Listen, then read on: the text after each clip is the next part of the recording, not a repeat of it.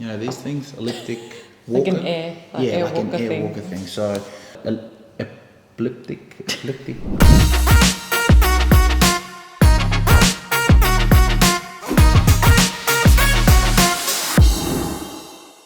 Hi guys, guys. welcome back to our channel, or if you're new on here, thanks for tuning in. So this evening we are catching up with the usual tea and having a chat about everyday life. Yeah, so we thought we'd do something different tonight. Usually we'd fill you guys in on what's going on in the Nadolo household, but I thought I'd answer a few of your questions. So a few of our followers have messaged us about a few questions about my rugby career up to date and how I'm going and how I'm tracking. So I thought it'd be a great opportunity to answer them for you tonight. I think without further ado, I think we should get into them. Further ado. What, is that right? Further ado. Okay, anyway, let's get into Further it. ado. Further ado. It's my accent, it's my Queensland accent, sorry. Okay, so the first question is, what's it like having the fans in the crowd? The last 18 months we were playing in an empty stadium and you'd have over the speakers of like fake noise of the crowd. So Yeah, it was like fake crowd. yeah, fake crowd. So there was actually none in there. So it's actually really good to have the crowds back in, particularly playing for Leicester Tigers. They've always been renowned to have a big crowd and they're very loud, and I got to experience that a few weeks ago.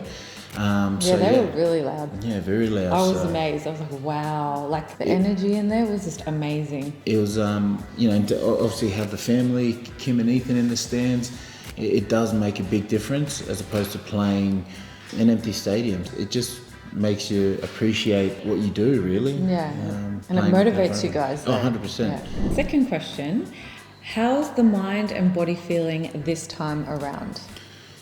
Yeah, good question. You're getting old. The mind's still there. It's Hopefully, I like to think so. No, it is. I've still got that drive to want to be better, to want to do good, particularly with a lot of the young guys around. There's so many competitions here at Leicester. The mindset is still pretty Focused. Focused, yeah. The motivation, I guess, to want to do well and not only do you guys proud, but do the county proud. The body, different story. Takes a lot longer to recover. Yeah.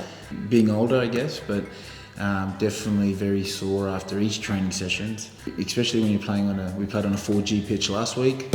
So for those of you like me didn't know, it's fake artificial grass. Yeah, it's artificial grass, so that was very tough on the body. And I don't know how you did it. It's literally like carpeted concrete. Yeah, it was pretty tough. Mine is still ticking, still feel like I'm 21, but the body Doesn't feel that way. definitely doesn't feel that way. Okay, next question. What's it like playing with a lot of the young guys in the squad? Because a lot of them are very, very young. I was saying this today, you're like senior. It's funny because when I first started playing rugby, I was the young guy and you'd always look at the older guys and I be remember like, that. you guys are so old and stuff like that. And now I'm in their position. So it's so good to have the young guys in there. We've got our squad is made up of there's a lot of them from 25. They bring a lot of energy. They drive a lot of energy. They're playing very well. And the good thing about them being in there is that they make you want to work harder. They push you a little bit without. Because you got to keep up now. Yeah, you sort of got to keep up with them. Probably the one thing you'd have over them is experience. But the one thing they have over you is legs, age, and looks, I guess. You learn a lot from them as well. These guys now that are playing, they're going to take this club. And hopefully, they'll go on to win something, and hopefully we can win something while I'm still playing. But definitely Leicester Tigers, the way they've done it with a lot of these young guys, they're gonna. It's looking good. Yeah, they're gonna be really good. Okay, so next question. How's the environment amongst the squad? It's pretty chilled out, I guess. You've obviously got your young guys, and then you've got your older guys, and you've got sort of the guys in the middle. So the older guys, our conversations are pretty one-worded. Why's that? I don't know, we just... It's like, hi. Yeah, it's like, hey, how you going? Yeah, good. What'd you do? No, not much. Yeah. I think it's evenly balanced, like the environment, the vibe that Steve Borthwick has brought in, who is our head coach, for you guys who don't know. Alan Walters, who's our head trainer, and then we've got our assistant coaches there. But Steve's he's tough as nails, put it this way, Steve. And, But he's a nice coach. Very nice coach. I think has made us really settled into the club really well, and he drives that. Yeah, I'm still his I'm his third favourite Islander at the squad. I've never been his first. It's always Kinney, or now it's Hosea, because Jose's ripped. So I'm third favourite. So got a lot to work on, but no, the environment is really good. That's good. And guys are enjoying them. We struggled together when we first came here. Yeah. You know, we're starting to see it.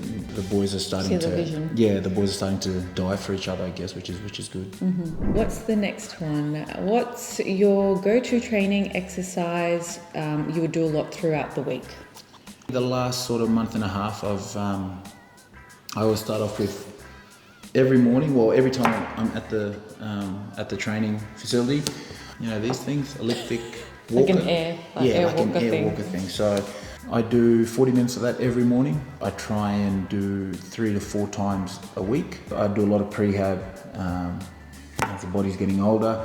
I don't do as much weights as I used to. People ask me, what do I lift and how much I lift? I actually don't lift. Don't you? No, I don't do weights. I thought you do. It's a lot of like elastic bands, so a lot of glute strengthening work. Yeah, a lot of glute, a lot of stuff for my glute, for my hammies, for my knees, and I'll try and get a quick hit on the cardio. So something like a 40 elliptic.